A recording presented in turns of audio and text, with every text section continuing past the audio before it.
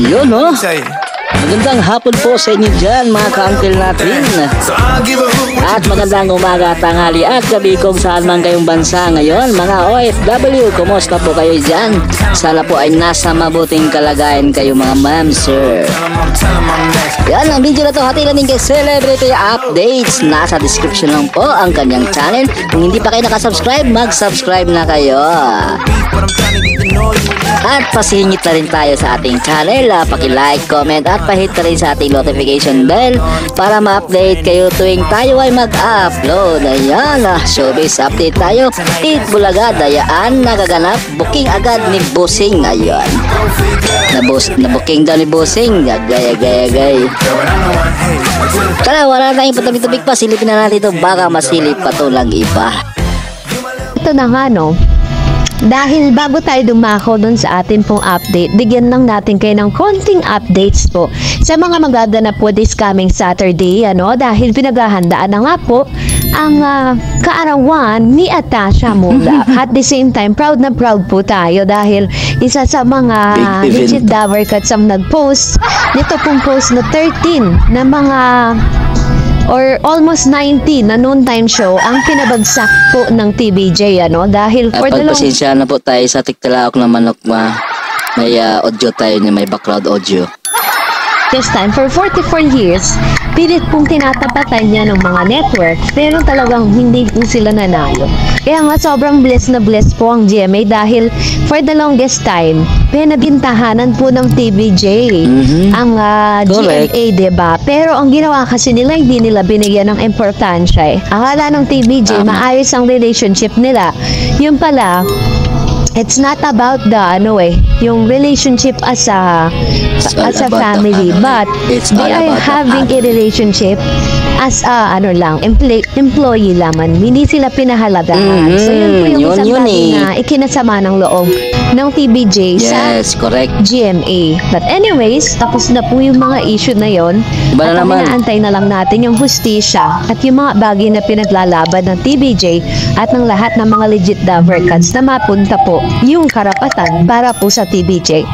Pero this time ay hanggang ngayon, isang beses lang naman po na mayagpag sa rating. Ito pong Eat Bulaga. Pero abot-abot po yung kanilang selebrasyon. No? Hindi natin may iwasan na mapag-usapan kasi diba nga parang kabi-kabilaan yung post nila, kabi-kabilaan po yung anilang mga ipinapakita talaga, pinapangalandahan nila sa social media na number 1 talaga sila. Pero ang napansin ko lang sa TVJ, wala pong gumawa sa kanila niyan. Kahit po ultimo yung kanila pong mga social media, hindi nila ipinopost yung rating. Kasi alam nyo po, kung tutuusin, wala na rin naman po, parang wala na rin, kumbaga, hindi naman walang pakialam, pero parang hindi na rin po ganun ka-interesado ang EAT pagdating po sa mga rating na yan. Kasi yung loyalty and yung trust ng lahat ng mga advertisers ay nananatili po sa kanila. Kaya talagang, kumbaga, ang tape lang talaga ang generic Bulaga lang talaga yung palaging nagpo-post sa mga IG nila, sa mga Facebook nila na nanguna sila, na nag-double digit sila sa rating, diba? Sila lang yung super proud. Isa yun sa mga achievement kasi na naman, diba, sa buong buwan, isang beses lang po nangyayari yun sa kapag bilog lang ang buwan, diba? Ganun lang naman yun Pero anyways, eto na nga, no? Dahil pinag-uusapan po ito after po ng EATIC ngayong November 2, 2023. Meron po na dito po sa barangay na hindi po ikinagawa na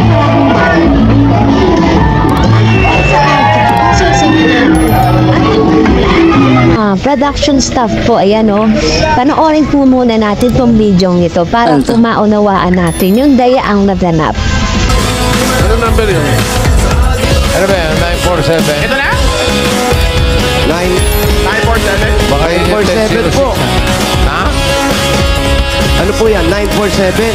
Saan siya galing? Anong pangalan niya po? Kasi po kanina, yung isa, 3 lang yung nabilang namin. Tapos sa inyo po, medyo natapos yung numero at pagbilang. At meron na atang... Saan po kayo? Sobra pa Para mamalayo pinanggalingan. Saan po kayo natalim? Saan po? Nakapila po kayo. Sa dulo? Bakit po kayo wala? Kung nakapila po kayo, bakit kayo walang sinelas? Ano pangalan? Ano pangalan? Ano po pangalan nyo? Anak ko yun, si Ay, yan na nga po sinasabi natin. Pwede. Kailangan po, kung sino yung nakaregister, yung po ang ang tatakbo rito. Sorry po. Pasensya na po. Ipinaliwanag po ni Jose na nabilangan na nga itong si Mother, no? Kasi kumbaga parang may rules po sila na kapag nabilangan ka at wala ka sa pila, automatic, hindi po talaga mapupunta sa iyo yung premium. Siguro po may tumawag o kaya naman may nambulabog dun sa babae at nagtatakbo siya. At hindi lang yon, talagang magaling talaga mga staff po dito kasi agad nilang tinanong kung ano yung pangalan nung tumatakbo. Kasi kahit sabi mong senior citizen siya, pagbibigyan na sana ni Bossing kasi tinanong niya nga na baka kanina pa nga dahil sa layo po yung number niya, nasa 900 plus Pero nung tinanong po yung pangalan, hindi po siya mismo yung nanalo, kundi yung anak niya.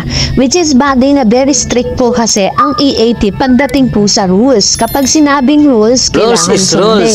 It doesn't matter kung ano pa yung kalagayan mo, senior citizen ka, PWD ka, or whatever. Dapat susunod sa rules. So, nakita natin na parang munti ka na, no? May magharap na namang dayaan. Dito po sa EAT, no? Tama yan, tama yan. Ayun nga, maaga po na inadapan agad ito ni Jose Manalo, pati po ng mga staff po nila. So, yun ang paalala po ng Sugod Bahay mga kapatid segment. Talagang ang TBJ kasi hindi talaga nila gusto yung mga half tinatawag na hasyaw. No, yung parang kapag sinabi po nilang rules at kailangan i-obey po yun. Nangyari na po ng paulit-ulit yan sa maraming pamamaraan dun po sa Branded Eat Bulaga. At hindi po talaga nila pinagbibigyan kahit sino pa siya. Ang mahalaga po isumunod po kayo sa rules. Yun. So munti ka na, no? Muntik-munti ka na, ibibigay na sana ni Bossing kasi naitanong niya na ito. So anyways, yun nga. So abangan na lang po natin yung mga susunod na mga kabanata, no? Dahil hanggang sa ngayon nag-aantay pa rin tayo ng resulta ng aso po nila kasi hanggang ngayon wala pa parang meron pong dinidelay according po kasi nun kay Atty. Buko, kay Enrique Buko, na after 30 days po ay mailalabas na yung resulta. Tagal. Yung ilan sa mga news online na nabasa ko, parang may extension pa ng another 60 days. So sinasabi po na bago daw magpasko ay malalaman natin kung sino ang magiging Merry ang Christmas. Is it the tape bulagta o ito pong TBJ? Yun po yung aabangan natin kasi para i-update po namin kayo soon just in case na lumabas po ang resultang. Uy, asan na yung boses mo? Ay nako, tapos na. Ayan po guys, tapos na po ang palabas ni Celebrity Updates. Biglang nawala. Ayan kung kayo pala bago sa ating channel, iniimbitahan ko po kayong subscribe ang ating channel, pag-like, comment at pahit na rin sa ating notification bell para ma-update kayo tuwing tayo ay mag-upload. Ayan guys, sana po ay may nakuha kayong chismis. Ayun, hanggang dito na lang ang ating reaction video. Hanggang sa muli, ang Gold TV ang iyong lingkod. Babush!